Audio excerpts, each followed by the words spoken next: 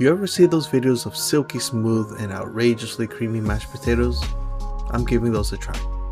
Hey everyone, it's Jason. I'm just a regular dad and husband who loves to cook, and my wife and kids love eating what I make. Today, I'm attempting those Michelin Star level mashed potatoes with some chicken. Just roughly chopping up my mirepoix and debone some chicken thigh for the sauce that I'm making. Honestly, this is one of my favorite sauces to make.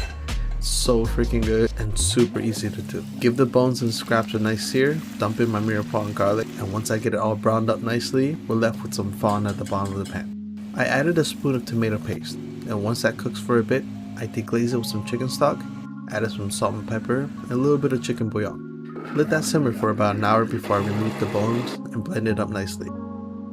Next is the star of the show. I sprayed some potatoes with some olive oil, sprinkled a little bit of salt on top. This step might be redundant since I'm removing the skin anyway, but this is how I saw the chef make theirs, and so I guess I'm following through. Get them in the oven at 400 degrees for about 45 minutes or until fork tender. Next, I pass them through my potato ricer. If you don't have one of these, you have to go get one. You'll thank me later. And I have my daughters to vouch for that. For that silky Michelin Star type texture, you'll need to pass the potatoes through a tammy or a fine mesh strainer just to break down those little tiny pieces. After that, I added some herb infused milk, cream, and melted butter into the potatoes. And slowly but surely, I got that creamy, silky smooth texture that I was going for. Alright, now to the protein. I had some deboned chicken thighs resting while I was doing my prep.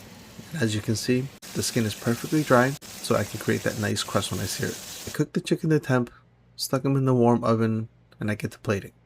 Now, if you're going to a nice restaurant, I'm sure they'll slice up everything nicely, plate it up beautifully for a 3-bite main course. But here, at home, I like my meals to be full-sized.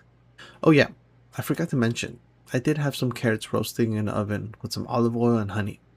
I usually plate my salads on a separate plate, but I didn't feel like washing extra dishes tonight. I think it turned out nicely, and again, that sauce is crazy good.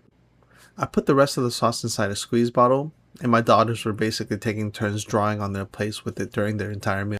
If you want a professional look to the sauce, meaning you want that smooth, glossy finish, a lot of restaurants like to add a little bit of xanthan gum while blending the mixture. Your sauce will come out a bit more glossier, a little shinier, basically a little bit more professional look to it. But at home, I like a little bit more rustic feel. Oh yeah, shout out to Uncle Bill for his homegrown star fruit you see in my salad. Those star fruit traveled all the way from Florida to Texas just to get on the video. Give this one a try. Let me know how yours turns out. If you have any questions, leave a comment and I'll get back to you. Hit like, subscribe for more, and I'll see you in the next video. Thanks for watching.